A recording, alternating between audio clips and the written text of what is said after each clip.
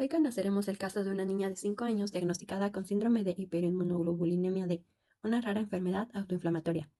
La paciente, nacida en Tayikistán de un matrimonio no consanguíneo, con un desarrollo neurológico normal y sin antecedentes familiares de enfermedades similares, nació con un peso de 3 kilogramos y 800 gramos. Respecto a los hallazgos clínicos, la paciente presenta un historial de fiebre recurrente de intensidad baja moderada durante los últimos 2 años.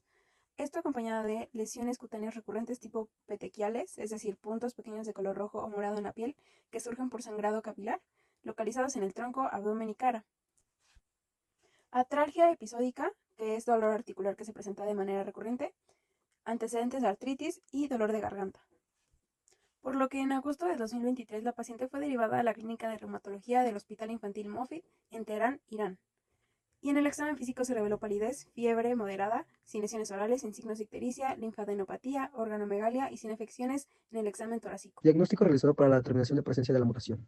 Se le realizó una consulta de inmunología y se le realizó un examen inmunológico en el cual incluyó hemograma complejo, marcadores de CDC y niveles de inmunoglobulina con los siguientes resultados. Se realizó un exoma completo de una muestra de sangre del paciente.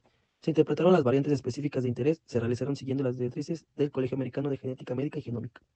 Se identificó una variación en la heterocigota en el exón 4 del gen MBK, lo que resultó como la sustitución del aminoácido asparagina por ácido aspartico en el codón 100. Esta variante se asocia con el fenotipo OMIM del síndrome de hiperinmunoglobulinemia D, y los síntomas clínicos de la paciente son acordes a este fenotipo.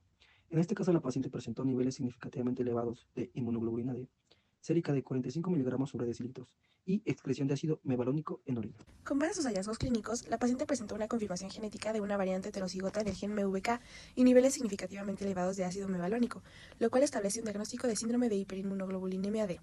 Debido a la gravedad de sus síntomas, se administró como tratamiento inicial un ciclo corto de terapia de pulso de metilprednisolona a una dosis de 30 miligramos por kilogramo de peso al día durante 3 dosis, además de prednisolona oral a una dosis de 2 miligramos por kilogramo de peso al día. De igual manera, se inició un tratamiento con anaquira, un antagonista del receptor de interleucina 1, teniendo como resultado una mejoría notable tanto en los síntomas como en los valores bioquímicos de la paciente. Ahora bien, ¿qué es la hiperinmunoglobulinemia D? La hiperinmunoglobulinemia D es una enfermedad de herencia autosómica recesiva, lo que significa que se requieren mutaciones en ambas copias del gen MVK para manifestar el fenotipo clínico de esta.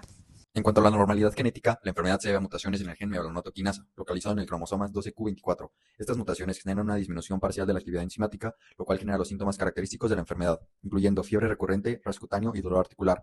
Entre las mutaciones recurrentes se encuentra P.B3771 y P.268T, y recientemente se ha descrito la variante C.288G mayor A, como Mises Nobel, es decir, que no se ha descrito por la literatura científica. La incidencia global de estas mutaciones es muy baja, siendo menor a 1 a 6 por millón, con mayor representación en poblaciones caucásicas del norte de Europa, aunque también se ha reportado casos en otras regiones. La esperanza de vida de los pacientes con hiperinmunoglobulinemia B generalmente no se ve afectada de manera significativa. Sin embargo, la calidad de vida puede verse comprometida por episodios recurrentes de fiebre, dolor articular, inflamación sistémica y hospitalizaciones frecuentes. Esta enfermedad se origina a partir de mutaciones en el gen MBK, las cuales reducen la actividad de la enzima mevalonato quinasa. Esta enzima es responsable de catalizar la conversión de ácido mevalónico a 5-fosfomevalonato, un paso esencial en la vía de mevalonato para la síntesis de colesterol e isoprenoides, que son fundamentales para múltiples procesos celulares como la preanilación de proteínas, que es una modificación posttraduccional, y la señalización celular. La acumulación de mevalonato incrementa, lo que provoca estrés celular y contribuye a la activación de vías inflamatorias. También habrá deficiencia de isoprenoides, productos finales de la vía como farnesil pirofosfato y geranil pirofosfato. Estos isoprenoides son esenciales para la preanilación de proteínas, un proceso que permite que proteínas pequeñas como la GTPasa se ubiquen correctamente en la membrana y funcionen de manera adecuada. Además de esto, habrá estrés celular producido, lo que genera disfunción mitocondrial, lo que provoca la liberación de ADN de esta, amplificando la respuesta inflamatoria sistémica que caracteriza la enfermedad. Respecto a las moléculas que se acumulan o agotan como consecuencia de los signos que presenta la paciente, se encuentra la acumulación de mevalonato y la carencia de isoprenoides que altera la preanilación, causando así disfunción proteica y activación de vías inflamatorias, que estimulan la producción de interleucina 1 beta y factor de necrosis tumoral alfa, que son citocinas proinflamatorias que generan los episodios de fiebre, dolor e inflamación sistémica. Por lo que podemos atribuirles los síntomas observados de la paciente: fiebre, rash, linfadenopatía, dolor articular, síntomas gastrointestinales, entre otros.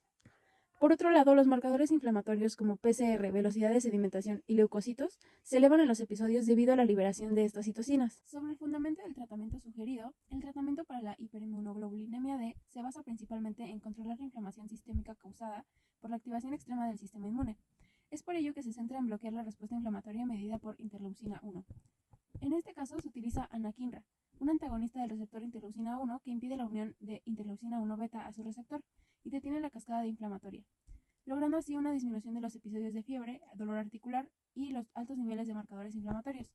Por otra parte, el uso inicial de corticosteroides como metilprednisolona y prednisona se justifica por su potente acción antiinflamatoria e inmunosupresora, ayudando a controlar los brotes agudos de inflamación. Fundamentos de la terapia. Basándonos en la evidencia, sabemos que el gen MBK, situado en el cromosoma 12, brazo Q24.11, el cual tiene como acción la ausencia de la enzima mevalonato quinasa. Con base en esto, la deficiencia de mevalonato quinasa podría curarse reparando o reemplazando uno de los alelos mutantes en los tejidos afectados. Sin embargo, hasta la fecha no se encuentran estudios ni casos clínicos ni preclínicos. Dentro de la literatura existen evidencias de una terapia génica basada en la modificación genética dirigida al linflasoma NLPR3, siendo una excelente diana terapéutica para el tratamiento de diversas enfermedades inflamatorias. Teniendo en cuenta esto, podría ser una opción futura para una próxima terapia génica. Características generales de actividad del paciente para la terapia génica. Confirmación genética y fenotípica. Diagnóstico molecular confirmado. Mutaciones patogénicas o ganancia de función en NLRP3 o en genes que activen de forma constitutiva el linflasoma. Fenotipo clínico consistente. Episodios inflamatorios recurrentes, fiebre, mialgia, artralgia, rash, elevaciones persistentes de PCR, SA o interleucina 1 beta. Falla o respuesta parcial a tratamientos convencionales, incluyendo inhibidores de interleucina 1 como anakinra, canakinumab, inhibidores de interleucina 6 o TNF, corticoides o inmunosupresores. Esto justificaría el uso de una terapia génica experimental de rescate. Estado clínico del paciente. Edad, normalmente adultos jóvenes o adolescentes, mayores de 18 años. En los primeros ensayos, en casos pediátricos, solo si existe evidencia preclínica robusta y avalético. Estado inmunitario estable, sin infecciones agudas o inmunodeficiencias severas. Ausencia de comorbilidades graves, como hepáticas, renales, cardíacas o hematológicas, cometiendo riesgo de toxicidad por el vector. No embarazo ni lactancia en mujeres. Capacidad para adherirse al seguimiento prolongado, al menos de 5 a 10 años, post-tratamiento como exige la FDA para terapia génica. Marcadores de inflamación y respuesta. Elevación sostenida de interleucina 1 beta, interleucina 18, SRP o SAA pese a tratamiento convencional. Evidencia de activación constitutiva del inflasoma, por ejemplo, expresión elevada de ACC-SPIX, caspasa-1 activa o interleucina 1 beta en cultivos de monocitos. Idealmente documentación de correlación genotipo-fenotípico, por ejemplo, mutaciones en el gen NLRP3. De manera general, ¿cómo se llevaría a cabo esta terapia? El primer paso es identificar el objetivo genético. Se elige un gen que esté causando un problema, en este caso el gen NLRP3, que participa en inflamaciones graves. La idea es apagar o modificar ese gen para que deje de producir la respuesta inflamatoria excesiva. La edición se dirigiría al gen NLRP3. El segundo paso es preparar el kit de edición genética. Usando la herramienta de CRISPR-Cas9, una proteína Cas9 que se encarga de cortar el ADN, más un ARN guía o gRNA que le dice dónde cortar. Se debe de introducir este kit al cuerpo. Para eso se utilizan nanopartículas llamadas CLAN, que son compuestos lipídicos PEG modificados, que encapsulan a Cas9 más el gRNA. Esta entrega asegura que la Cas9 llegue a células correctas y que el sistema no se degrade antes de tiempo. El tercer paso es la administración. Se inyectan nanopartículas intravenosamente. Como es una teoría, serían ratones para que llegaran a los macrófagos. Una vez dentro de la célula, la nanopartícula es ingerida por endocitosis, sale del endosoma, libera su contenido al citoplasma, luego la Cas9 entra al núcleo celular. En el núcleo, la Cas9, guiada por la gRNA, identifica al gen NLRP3 y lo corta, lo que genera indels o inserciones en lesiones que lo inutilizan. Por último, al inactivar el NLRP3, se bloquea la formación del inflasoma NLRP3, el complejo que genera la interleucina 1 beta, un potente mediador de la inflamación. En los modelos animales, esta edición redujo la inflamación, mejoró la tolerancia a la glucosa en diabetes y protegió contra shock séptico. ¿Cuáles serían los efectos adversos de la terapia? Estos los podemos dividir en 3 categorías. La primera, los riesgos del vector o del proceso de edición.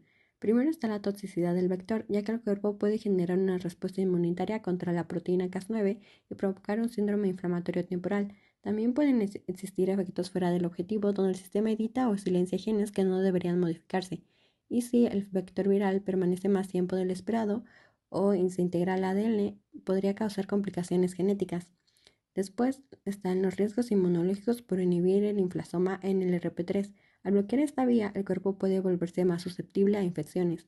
También existe el riesgo de inflamación compensatoria o incluso autoinmunidad, si el sistema inmune reconoce las proteínas modificadas como extrañas. Y los efectos sistémicos a largo plazo son respuestas inmunes tardías, como la creación de anticuerpos que bloquean futuros tratamientos o eliminan las células editadas.